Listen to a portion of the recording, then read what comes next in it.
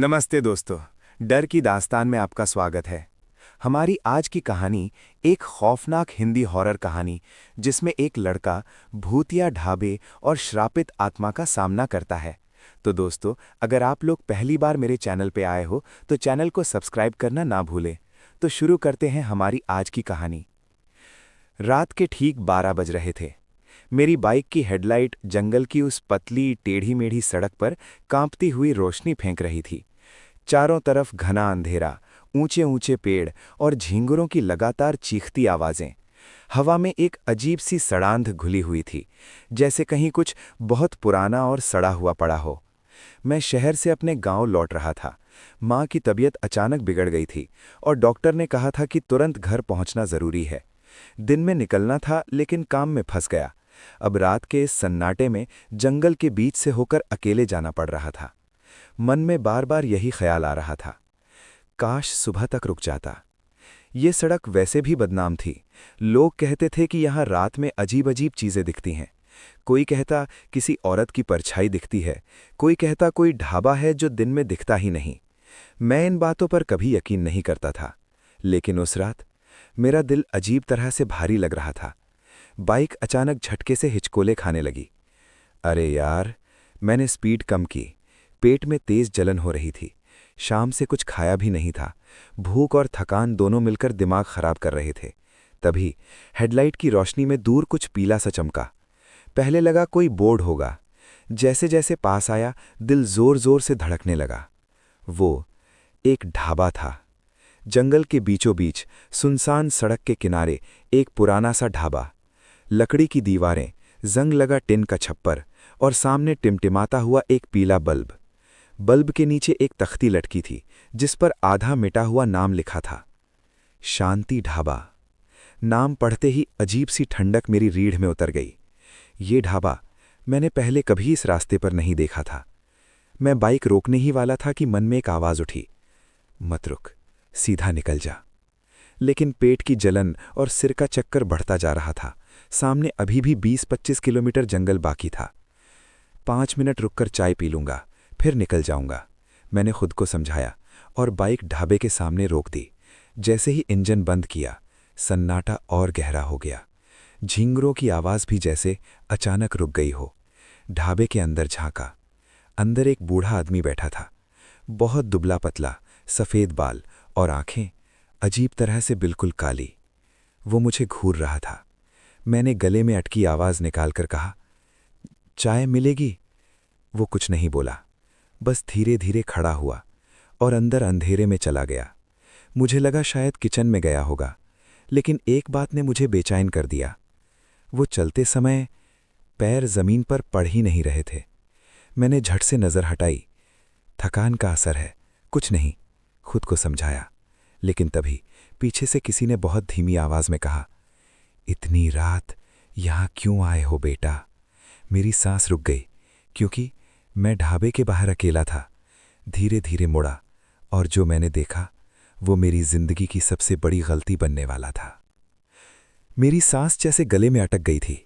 पीछे से आई वो आवाज बहुत पास से आई थी। मैं धीरे धीरे गर्दन घुमाकर पीछे मुड़ा। मेरे ठीक पीछे एक और आदमी खड़ा था। लंबा सा शरीर, काले कपड़े और चेहरा इतना पीला जैसे महीनों से धूप न देखी हो। उसकी आंखें मेरी आंखों में ऐसे घुसती जा रही थी जैसे वो मेरे अंदर की हर सोच पढ़ रहा हो। इतनी रात यहाँ क्यों आए हो बेटा? उसने फिर वही सवाल दोहराया।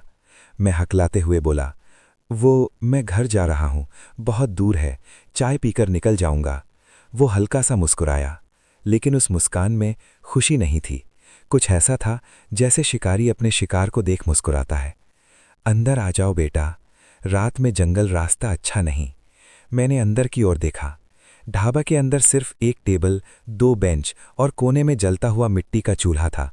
दीवारों पर अजीब किस्म के काले धब्बे थे, जैसे सूखा हुआ खून। दिल जोर जोर से धड़क रहा था। फिर भी मैं अंदर चला गया। मैं बेंच पर बैठ गया। मेरे सामने वही बूढ़ा आदमी चाय बनाने लगा जो पहले अंदर गया था। उसकी हर हरकत बहुत धीमी थी, जैसे वो किसी और ही दुनिया में चल रहा हो। मैंने इधर उधर देखा। ढाबा बहुत पुराना लग रहा था, लेकिन अजीब बात यह थी कि कहीं भी धूल नहीं थी। जबकि जंगल में ऐसी जगह पर सब कुछ धूल से भरा होना चाहिए था। तभी मेरी नज़र दीवार पर टंगी एक फोटो पर पड़ी, एक पुरानी फटी सी फोटो। उसमें यही ढाबा था और उसके सामने कुछ लोग खड़े थे। मैंने ध्यान से देखा, मेरी रूह कांप गई। फोटो में खड़े 5 लोगों में से 2 बिल्कुल वही थे जो अभी ढाबे में थे। वही बूढ़ा, वही काले कपड़ों वाला आदमी। लेकिन फोटो बहुत पुरानी लग रही थी, कम से कम 50-60 साल पुरानी। ये कैसे हो सकता है? मेरे माथे पर पसीना आ गया। चाहे लो बेटा, बूढ़े ने मेरे सामने मिट्टी का कप रख दिया। कप से भाप नहीं निकल रही थी।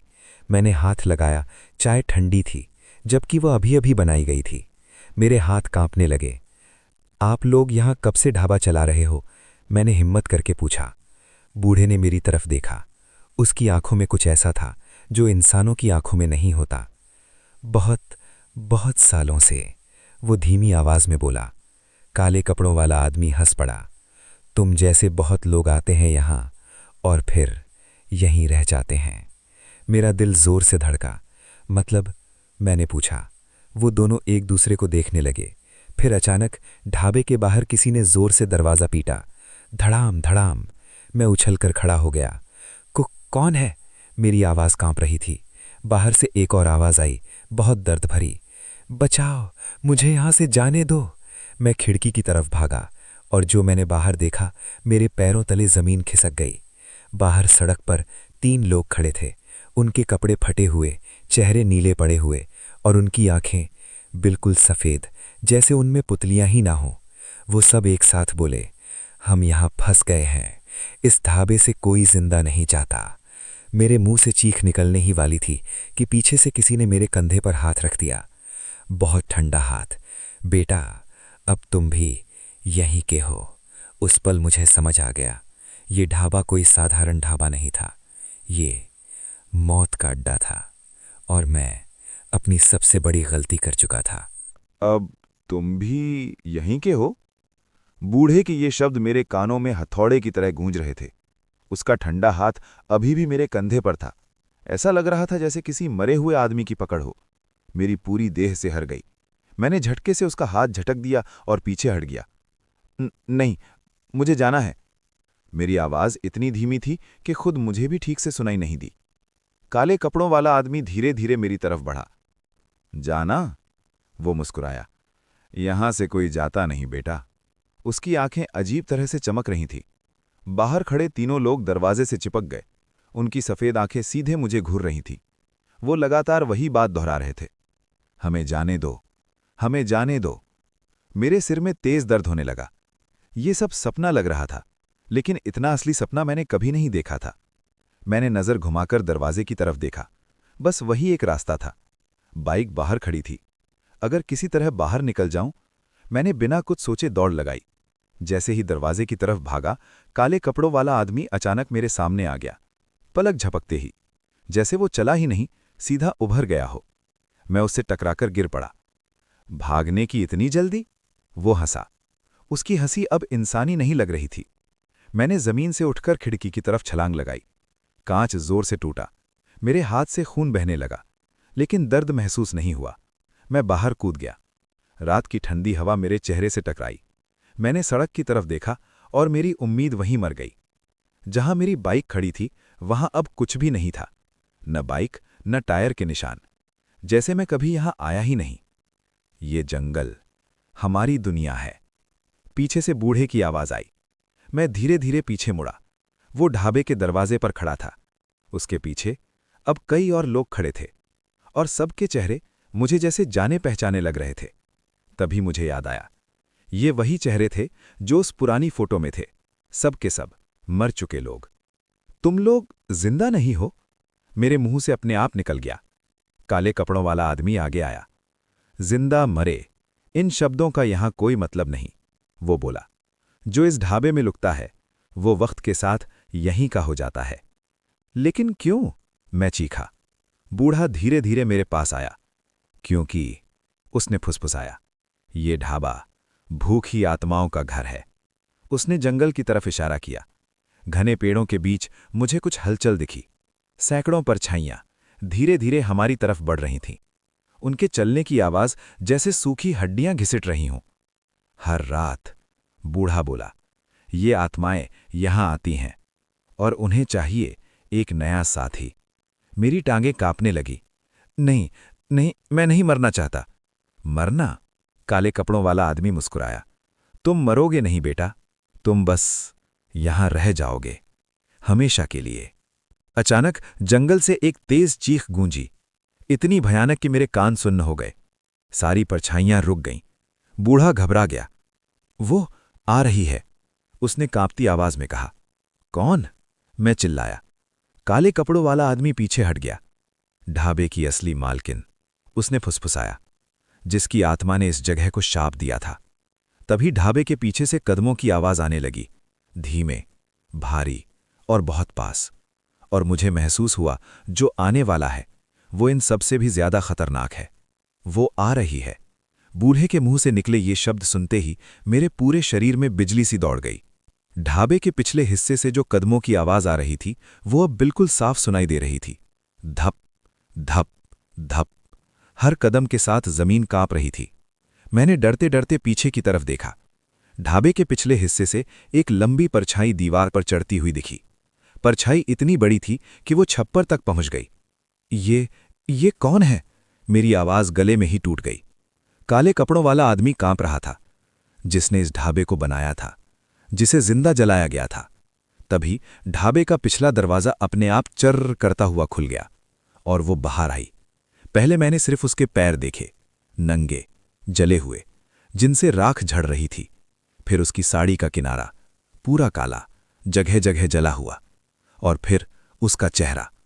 हे भगवान, उसका आधा चेहरा जला हुआ था। एक आंख पूरी तरह गायब, दूसरी आंख ऐसी लाल जैसे अभी अभी किसी का खून पीकर आई हो। उसके बाल बिखरे हुए और उनसे धुआं सा निकल रहा था। वो सीधे मेरी तरफ देख रही थी। मुझे लगा मेरा दिल अब फट जाएगा। कौन आया है? उसकी आवाज एक साथ कई औरतों की आवाजों जैसी थी। बूढ़ा और वो सब लोग एक साथ जमीन पर गिर पड़े। मालकिन, सब कांपते हुए बोले। वो धीरे धीरे मेरी तरफ बढ़ी। हर कदम के साथ हवा ठंडी होती जा रही थी। मेरी सांस जमने लगी। मैं पीछे हटता गया। पीछे सिर्फ जंगल था। वो मेरे बहुत पास आ गई, इतनी पास कि मैं उसके जले हुए चेहरे की बदबू महसूस कर सकता था। उसने अपना जला हुआ हाथ उठाया, मेरे माथे को छुआ और अचानक मेरे सामने सब कुछ बदल गया। मैं अब जंगल में नहीं था, मैं कई साल पीछे पहुंच चुका था। मेरे सामने वही ढाबा नया नया बना हुआ था, लकड़ी ताज़ा, छप्पर चमक रहा था और एक औरत बिल्कुल ठीक ठाक, खूबसूरत ढाबे में काम कर रही थी। कोई उसे राधा कहकर बुला रहा था। रात का वक्त था। कुछ शराबी आदमी ढाबे में घुसे। अकेली औरत, मौका अच्छा है। उनकी गंदी हंसी आज भी मेरे कानों में गूंज रही है। मैं चीखना चाहता था लेकिन मेरी आवाज नहीं निकल रही थी। उन्होंने ढाबे का दरवाज़ा बंद किया और फिर, हे भगवान, उन्होंने राधा के साथ जो किया मैं देख नहीं पाया। मैंने आंखें बंद कर लीं, लेकिन वो चीखें आज भी मेरे दिमाग में गूंज रही हैं। सुबह कुछ गांव वाले आए। ढाबा जला हुआ था।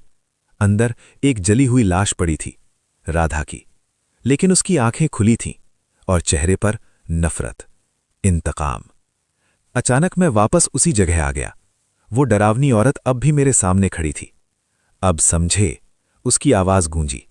इन्हीं जंगलों में मेरी चीखों को दबाया गया, इसी ढाबे में मुझे जिंदा जलाया गया। तो तुम सब? मैं कांपते हुए बोला। मेरे बदले की आग में जले लोग, वो बोली, जो यहां रुके और फिर कभी नहीं गए। उसने मेरी आंखों में देखा। लेकिन तुम? उसकी आवाज अचानक बदल गई। तुम अलग हो। मैंने डरते हुए पूछा, क्यों? वो कुछ पल चुप रही, फिर बोली, क्योंकि तुम यहां अपनी मां के लिए आए हो। तुम्हारे दिल में स्वार्थ नहीं। मेरे दिल में उम्मीद की एक छोटी सी किरण जगी। तो क्या मैं जा सकता हूं? वो मेरी तरफ और पास आई। उसकी आंखों से खून टपकने लगा। जा तो सकते हो, लेकिन उसने जंगल की तरफ देखा। अगर इस जंगल की परीक्षा पास कर लो। तभी जमीन हिलने लगी, सारी परछाइयां चीखने लगीं। ढाबा धीरे धीरे धुएं में बदलने लगा और वो डरावनी आत्मा आखिरी बार बोली, अगर सूरज उगने से पहले इस जंगल से बाहर निकल गए तो जिंदा रहोगे, वरना। उसकी हंसी पूरे जंगल में गूंज गई और अगले ही पल मैं अकेला जंगल की सड़क पर खड़ा था। ढाबा गायब। सिर्फ घना अंधेरा और दूर किसी के दौड़ने की आवाज जो अब मेरी तरफ आ रही थी। हाँफता हुआ सड़क के बीच खड़ा था। ढाबा गायब हो चुका था। ना वो पीला बल्ब, ना लकड़ी की दीवारें, ना कोई आदमी, बस चारों तरफ घना जंगल और सन्नाटा इतना गहरा कि मुझे अपनी दिल की धड़कन भी साफ सुनाई दे रही थी। हवा अचानक बहुत ठंडी हो गई। मेरे कानों में अब भी उसकी आखिरी आवाज़ गूंज रही थी। अगर सूरज उगने से पहले इस जंगल से बाहर निकल गए तो जिंदा रहोगे। मैंने कांपते हाथों से मोबाइल निकाला, स्क्रीन जली, टाइम देखा, रात के 1:47। मतलब मेरे पास सिर्फ 4-5 घंटे थे। अगर सुबह होने से पहले रास्ता नहीं मिला तो मैंने आगे सोचना ही छोड़ दिया। मैंने इधर उधर देखा, सड़क अब सीधी नहीं थी। जहां से मैं आया था वो रास्ता ही गायब था। मेरे पैरों के नीचे अब कच्ची जमीन थी, घास, कांटे, सूखे पत्ते। मैं समझ गया, वो आत्मा मुझे सड़क से हटाकर सीधे जंगल के अंदर छोड़ चुकी थी। हिम्मत रख, मैंने खुद से कहा, सीधा चलते रह, कहीं ना कहीं रास्ता मिल जाएगा। मैंने एक दिशा पकड़ी और चल पड़ा। हर कदम के साथ पत्तों की चरमराहट और दूर दूर से आती अजीब आवाजें, कभी किसी के रोने की, कभी हंसने की, कभी जैसे कोई मेरा नाम ले रहा हो। राहुल। मैं चौंक गया। ये मेरा नाम था। मैंने पीछे मुड़कर देखा, कोई नहीं। वहम है, बस वहम। लेकिन दिल जोर जोर से धड़कने लगा। कुछ दूर जाने के बाद मुझे लगा कोई मेरे पीछे चल रहा है। मैं रुक गया, कदमों की आवाज भी रुक गई। मैं फिर चला, कदम फिर चलने लगे। अब साफ था, मैं अकेला नहीं था। मैं अचानक मुड़ा। कौन है? मैं चिल्लाया। कोई जवाब नहीं। लेकिन तभी मेरे सामने एक परछाई उभरी, एक लड़की की परछाई। लंबे बाल, सफेद कपड़े, वो सिर झुकाए खड़ी थी। मेरा दिल बैठ गया। राधा। मेरे मुंह से अपने आप निकल गया। वो धीरे धीरे सिर उठाने लगी। मैंने आंखें बंद कर लीं। मत देख, मत देख। लेकिन जब मैंने आंखें खोलीं, वो वहां नहीं थी। सिर्फ जमीन पर गीले पैरों के निशान थे जो मेरी तरफ आ रहे थे। मैं डर के मारे दौड़ पड़ा। कांटे चुभते रहे, डालियां चेहरे से टकराती रहीं, लेकिन मैं रुका नहीं। पीछे से अब साफ आवाजें आ रही थीं, कई लोगों के दौड़ने की, किसी के रोने की, किसी के चीखने की, और बीच बीच में उसकी हंसी, ढाबे की मालकिन की। अचानक मेरा पैर किसी चीज से टकराया। मैं जोर से गिर पड़ा। मोबाइल हाथ से छूटकर दूर जा गिरा। मैंने उठने की कोशिश की, लेकिन मेरे पैर जकड़ गए थे। नीचे देखा तो मेरी सांस निकल गई। मेरे टखनों को काले हाथों ने पकड़ रखा था। जमीन के अंदर से मरे हुए लोगों के हाथ बाहर निकले थे। उनके नाखून लंबे, मांस सड़ा हुआ। मत जाने दो, यहीं रहो। सैकड़ों आवाजें एक साथ गूंजने लगीं। छोड़ो मुझे, छोड़ो। मैं पूरी ताकत से झटका मारने लगा। एक हाथ टूट गया, दूसरा, फिर तीसरा। काले धुएं में बदलकर वो हाथ गायब होने लगे। मैं किसी तरह खड़ा हुआ और फिर दौड़ पड़ा। सांस अब जैसे फटने वाली थी। भागते भागते मुझे दूर एक हल्की सी रोशनी दिखी। पीली नहीं, सफेद, जैसे चांदनी जमीन पर उतर आई हो। रास्ता? दिल में उम्मीद जागी। मैं उसी तरफ दौड़ा। जैसे जैसे पास पहुंचा, रोशनी तेज होती गई। और फिर मैं अचानक रुक गया, क्योंकि वो कोई रोशनी नहीं थी। वो एक पुराना कुआं था, जिसके अंदर से सफेद धुआं निकल रहा था। और कुएं के पास एक औरत खड़ी थी, पीठ मेरी तरफ, बाल जमीन तक लटकते हुए। वो बहुत धीमी आवाज में बोली, पानी चाहिए? मेरे रोंगटे खड़े हो गए, क्योंकि ये आवाज मेरी माँ की थी। पानी चाहिए? वो आवाज मेरी माँ की आवाज थी। मेरे पैरों में जैसे जान ही नहीं रही। दिल जोर से धड़कने लगा। माँ, मैं रास्ता भटक गया हूं। मैं धीरे धीरे आगे बढ़ा। हर कदम के साथ डर और उम्मीद आपस में लड़ रहे थे। दिल कह रहा था, ये माँ है। दिमाग चीख रहा था, ये धोखा है। मैं कुएं के बिल्कुल पास पहुंच गया। वो औरत अब भी नहीं मुड़ी। उसके कंधे अजीब तरह से झुके हुए थे, जैसे हड्डियां टूट चुकी हों। माँ, आप यहां क्या कर रही हो? मैंने कांपते हुए पूछा। वो धीरे धीरे बोली, तुम बहुत थक गए हो बेटा, पहले पानी पी लो। उसने कुएं की तरफ इशारा किया। मैंने अंदर झांका और मेरी रूह कांप गई। कुएं के अंदर पानी नहीं था। अंदर सैकड़ों चेहरे थे, औरतों के, मर्दों के, बच्चों के। सब ऊपर की तरफ देख रहे थे, मेरी तरफ। उनकी आंखें खाली, मुंह खुले हुए, जैसे सब एक साथ चिल्ला रहे हों, लेकिन आवाज एक भी नहीं। मैं पीछे हट गया। नहीं, ये मां नहीं हो सकती। तभी वो औरत धीरे धीरे मेरी तरफ मुड़ी और जो चेहरा मैंने देखा वो मेरी जिंदगी का सबसे भयानक दृश्य था। उसका आधा चेहरा मेरी माँ जैसा था और आधा जला हुआ, काला, हड्डी दिखती हुई। एक आंख में ममता, दूसरी में नफरत।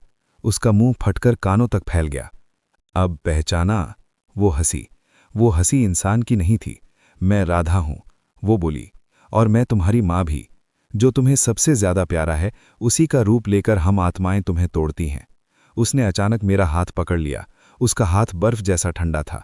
कूद जाओ, वो फुसफुसाई, सब दर्द खत्म हो जाएगा। मेरे पैरों के नीचे जमीन खिसकने लगी। कुएं के अंदर से वो सारे चेहरे ऊपर आने लगे, काले धुएं की तरह। मेरी टांगें खिंचने लगी।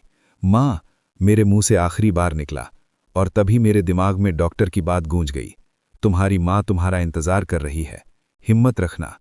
मेरी आंखों में अचानक आग सी जल उठी। नहीं, मैं जोर से चीखा। मेरी माँ मुझे कभी मरने को नहीं कहेगी। मैंने पूरी ताकत से अपना हाथ झटका।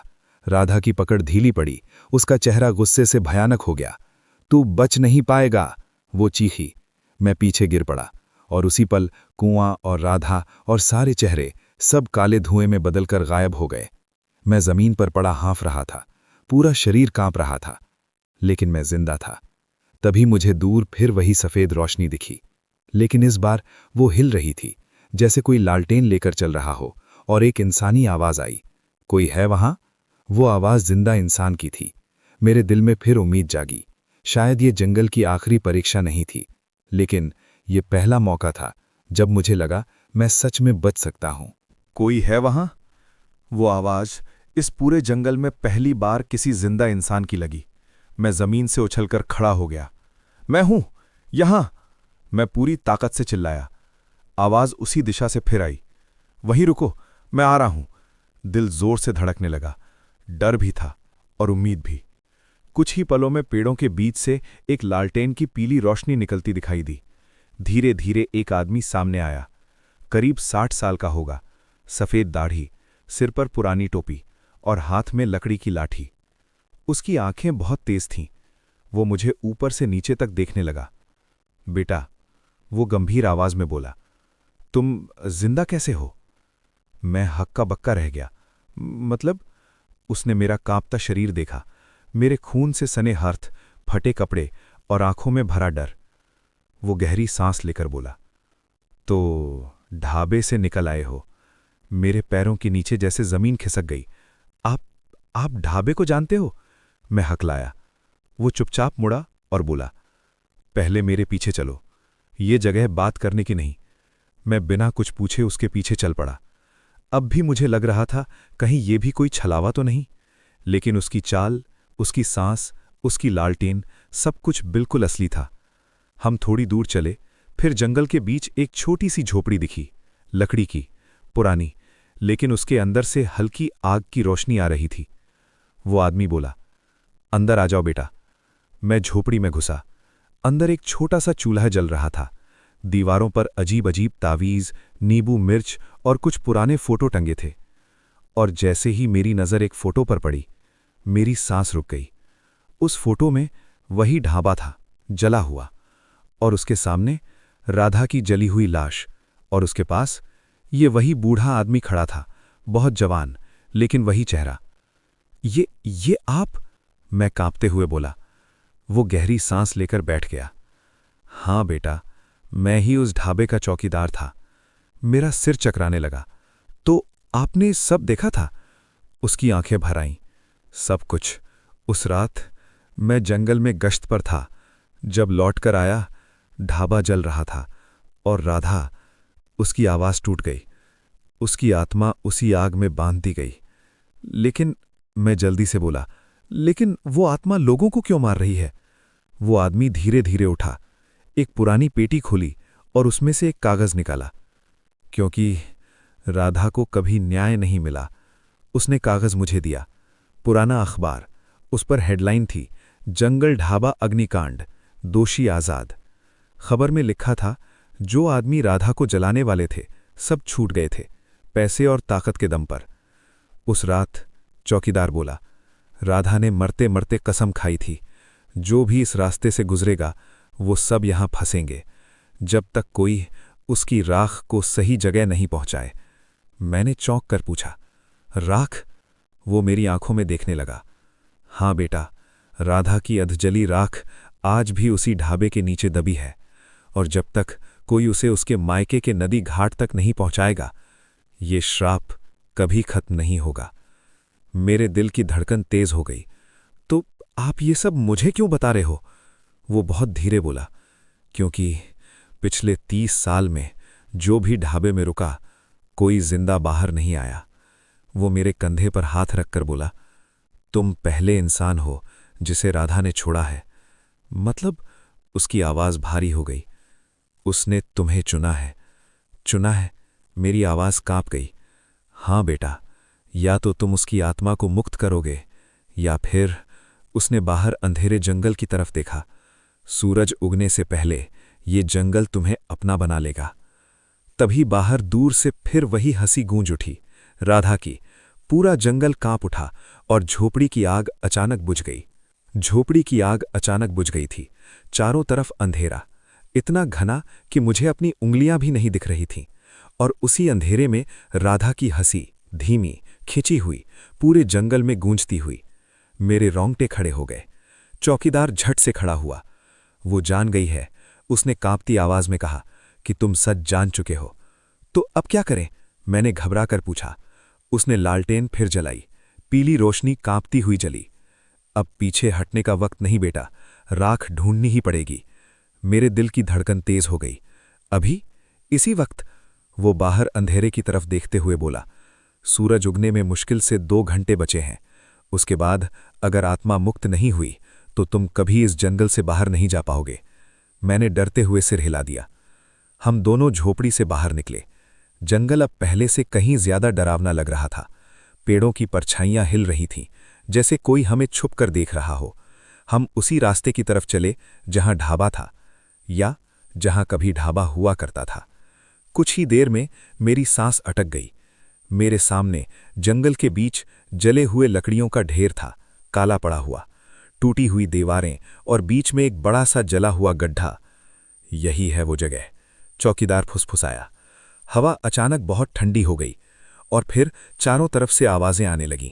मत खोदो, यहीं रहो, वापस जाओ। मरे हुए लोगों की फुसफुसाहट। चौकीदार ने अपनी लाठी जमीन पर मारी। डरो मत, ये सब भ्रम है। उसने मुझे एक छोटा फावड़ा दिया। यहीं, इसी गड्ढे में।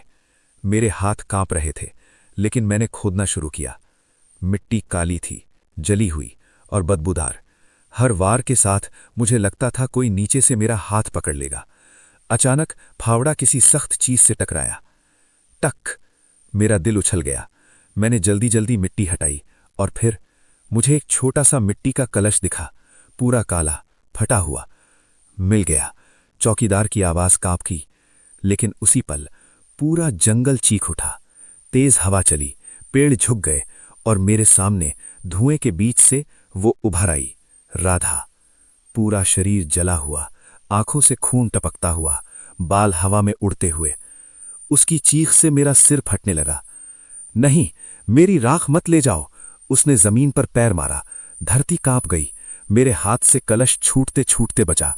भागो बेटा, चौकीदार चिल्लाया। मैं इसे रोकता हूं। नहीं, मैं चीखा, लेकिन उसने मुझे जोर से धक्का दे दिया। तुम्हारी मां इंतजार कर रही है। मैं कलश सीने से लगाकर दौड़ पड़ा। पीछे से राधा की भयानक चीख, चौकीदार की दर्द भरी आवाज और फिर एक जोरदार धमाका। मैं पीछे मुड़ा तो मेरी आंखों से आंसू निकल आए। झोपड़ी की जगह अब सिर्फ राख उड़ रही थी और चौकीदार वहां नहीं था। जंगल अब मेरे पीछे पागलों की तरह दौड़ रहा था, पेड़ गिरते हुए, परछाइयां पकड़ने की कोशिश करती हुई। रुक जाओ, रुक जाओ। लेकिन मैं रुका नहीं। मैं सिर्फ एक ही बात दोहरा रहा था, मां, मैं आ रहा हूं। दूर मुझे हल्की सी नीली रोशनी दिखी, जैसे नदी का पानी चांदनी में चमक रहा हो। नदी, यही था, राधा का मायका घाट। लेकिन तभी मेरे सामने जमीन फट गई और राधा आखिरी बार सीधे मेरे सामने आ खड़ी हुई। उसका चेहरा अब पूरी तरह कंकाल बन चुका था। अगर मैं मुक्त हुई तो मेरा दर्द तुम भी कभी नहीं भूल पाओगे। मेरे हाथ कांप रहे थे, कलश भारी लग रहा था और पीछे से सूरज की पहली हल्की रोशनी आसमान में फैलने लगी थी।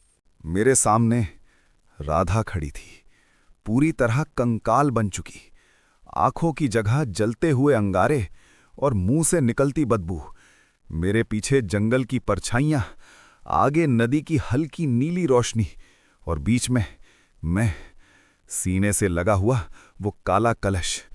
यहीं रुक जाओ। राधा की आवाज अब गूंज नहीं रही थी, वो सीधे मेरे दिमाग के अंदर बोल रही थी। अगर तुमने मुझे मुक्त किया तो मेरा दर्द तुम्हारी रग रग में उतर जाएगा। मेरे हाथ कांपने लगे। सच कहूं दोस्त, उस पल मैं टूटने ही वाला था। मेरे कानों में मां की आवाज गूंजने लगी, बेटा डर के आगे मत झुकना, तू जरूर आएगा। मेरी आंखों से आंसू बहने लगे। मां, मैं फुसफुसाया और उसी पल मैंने फैसला कर लिया। मुझे जो करना है कर लो, मैं कांपती आवाज में बोला, लेकिन मैं तुम्हें मुक्त करके ही रहूंगा। मैं राधा की तरफ नहीं, सीधे नदी की तरफ दौड़ पड़ा। पीछे से जंगल पागल हो गया, पेड़ टूटने लगे, जमीन से हाथ निकलकर मेरे पैर पकड़ने लगे। हवा इतनी तेज चल रही थी कि सांस लेना मुश्किल हो गया, और ऊपर से राधा की चीख, ऐसी चीख जैसे पूरा आसमान फट जाएगा। अचानक मेरा पैर फिसला, मैं जोर से गिर पड़ा। कलश मेरे हाथ से छूटकर कुछ दूर लुढ़क गया। मेरी सांस रुक गई। नहीं, मैं घिसटता हुआ उसकी तरफ बढ़ा, लेकिन तभी राधा मेरे ऊपर आ खड़ी हुई। उसका कंकाल जैसा हाथ मेरी गर्दन की तरफ बढ़ा। अब खत्म। वो गुर्राई। मेरी आंखों के सामने अंधेरा छाने लगा, सांस घुटने लगी, और तभी एक तेज मंत्र गूंजा, ओम नमः शिवाय। मैंने चौंक कर देखा, मेरे सामने वही चौकीदार खड़ा था, लेकिन अब उसका शरीर पारदर्शी हो चुका था, एक आत्मा की तरह। डरो मत बेटा, वो बोला, अब तुम्हारा वक्त है। उसने राधा की तरफ लाठी उठाई। तेज रोशनी फूटी। राधा चीखती हुई पीछे हट गई। जल्दी करो, चौकीदार चिल्लाया। मैं किसी तरह उठा, कलश उठाया और पूरी ताकत से नदी की तरफ दौड़ा। अब नदी बस कुछ ही कदम दूर थी। मैं पानी की आवाज साफ सुन सकता था। सूरज की पहली किरण आसमान से झांकने लगी थी। पीछे से राधा आखिरी बार झपटी। उसकी उंगलियां मेरी पीठ छू गईं। पूरा शरीर जलने लगा, ऐसा दर्द जैसे जिंदा आग में झोंक दिया गया हो। मैं चिल्लाया, और उसी पल मैंने पूरी ताकत से कलश नदी में फेंक दिया। एक पल को सब कुछ शांत हो गया, बहुत ज्यादा शांत। फिर नदी के पानी से तेज सफेद रोशनी उठी। हवा रुक गई, परछाइयां चीखती हुई जलने लगी, और राधा मेरे सामने घुटनों के बल गिर पड़ी। उसका चेहरा धीरे धीरे बदलने लगा। जला हुआ नहीं, डरावना नहीं, बल्कि वही सुंदर और शांत चेहरा जो मैंने दर्शन में देखा था। वो मेरी तरफ देख मुस्कुराई, पहली बार सच्ची मुस्कान। धन्यवाद, उसने बहुत हल्की आवाज में कहा। अब मैं जा सकती हूं। उसका शरीर रोशनी में बदलता गया, धीरे धीरे हवा में घुल गया, और जंगल एकदम शांत हो गया। मैं जमीन पर गिर पड़ा, रोता हुआ, हांफता हुआ, लेकिन जिंदा। दूर से किसी ने मेरा नाम पुकारा, बेटा। वो आवाज मेरी मां की थी। बेटा। मां की वो आवाज सुनते ही मेरे अंदर की सारी ताकत टूट गई। मैं कीचड़ और पत्तों के बीच पड़ा रो रहा था। आसमान में सूरज पूरी तरह निकल चुका था। सुबह की हल्की धूप मेरे जले हुए हाथों पर पड़ रही थी, और पहली बार मुझे महसूस हुआ मैं सच में बच गया हूं। मैं लड़खड़ाते हुए खड़ा हुआ। मेरे सामने वही नदी बह रही थी, अब बिल्कुल शांत, नीली, साफ, जैसे यहां कभी कोई आत्मा रही ही ना हो। मैंने इधर उधर देखा, न राधा, न परछाइयां, न कोई चीख, सिर्फ चिड़ियों की आवाज और जंगल की सुबह। मां, मैं लड़खड़ाते हुए आवाज की तरफ बढ़ा। कुछ ही कदम पर मां खड़ी थी, सच में जिंदा, घबराई हुई, आंखों में आंसू। तू तू ठीक है? वो मुझे सीने से लगाकर रो पड़ी। डॉक्टर ने कहा था हालत खराब है। मैं पूरी रात तेरी राह देख रही थी। मेरे दिमाग में सब घूमने लगा। मां, आप यहाँ जंगल में? वो चौंक गई। जंगल? तू क्या कह रहा है बेटा? तभी पीछे से किसी ने कहा, ये लड़का रात से बेहोश पड़ा था। मैं मुड़ा, 2 गांव वाले खड़े थे। उनमें से एक बोला, सुबह सुबह हम नदी की तरफ जा रहे थे तो इसे यहाँ सड़क किनारे बेसुध पाया। सड़क? मैं चौंक कर नीचे देखा। सच में मैं जंगल में नहीं बल्कि उसी पक्की सड़क के किनारे पड़ा था जहां से वो जंगल वाला रास्ता शुरू होता था। मेरे हाथ अपने आप कांपने लगे। तो ढाबा, जंगल, राधा। मैं पागलों की तरह इधर उधर देखने लगा, लेकिन जहां रात में ढाबा था वहां अब सिर्फ झाड़ियां, पुराने टूटे पत्थर और एक जली हुई नींव। ये जगह, एक गांव वाला बोला, कई साल पहले यहां एक ढाबा जल गया था। कहते हैं उसमें एक औरत जिंदा जल गई थी। मेरा दिल जोर से धड़का। और एक बूढ़ा चौकीदार? मैंने कांपते हुए पूछा। दोनों एक दूसरे को देखने लगे। फिर एक बोला, हाँ, कभी यहाँ एक चौकीदार था जो उसी आग में जलकर मर गया था, और तब से इस रास्ते पर रात में कोई नहीं रुकता। मेरी आंखों से आंसू बहने लगे। मतलब चौकीदार रात भर मेरी मदद करने वाली आत्मा थी। माँ मुझे सहारा देकर बाइक तक ले गई। बाइक वो वहीं खड़ी थी, जैसे कभी गायब हुई ही ना हो, लेकिन उसके हैंडल पर एक चीज़ बंधी थी, एक पुराना जला हुआ कपड़े का टुकड़ा, और उसमें लिपटा हुआ एक छोटा सा ताबीज़। मैंने कांपते हाथों से ताबीज़ खोला। अंदर एक छोटी सी राख की पुड़िया और एक पर्ची जिस पर लिखा था, अब तुम आज़ाद हो बेटा, लेकिन याद रखना, कुछ रास्ते हमेशा के लिए बंद नहीं होते। मेरे पूरे शरीर में सिहरन दौड़ गई। मैंने डर के मारे राख की पुड़िया नदी में फेंक दी। हम बाइक पर बैठकर घर की तरफ चल पड़े। जंगल पीछे छूटता गया, सड़क साफ होती गई, और कुछ ही देर में मुझे मेरा गांव दिखाई देने लगा। घर पहुंचकर माँ को अस्पताल ले गया। इलाज हुआ, वो बच गईं, और जिंदगी धीरे धीरे फिर सामान्य हो गई। लेकिन दोस्त, कहानी यहीं खत्म नहीं होती। आज 1 साल बाद मैं उसी सड़क से फिर गुजरा, दिन के उजाले में, और मुझे दिखा सड़क किनारे एक नया ढाबा बन रहा था। नया बोर्ड, नया रंग, और उस बोर्ड पर लिखा था, शांति ढाबा। मेरी सांस रुक गई, और उसी पल मेरे कान के पास बहुत धीमी आवाज़ आई, फिर मिलेंगे डायरेक्टर। तो दोस्तों, ये थी हमारी आज की कहानी। अगर आप लोगों को मेरी कहानी पसंद आई हो तो वीडियो को लाइक करना ना भूलें, और ऐसी और कहानी को सुनने के लिए हमारे YouTube चैनल को आज ही सब्सक्राइब करें। तो मिलते हैं हमारी अगली कहानी में।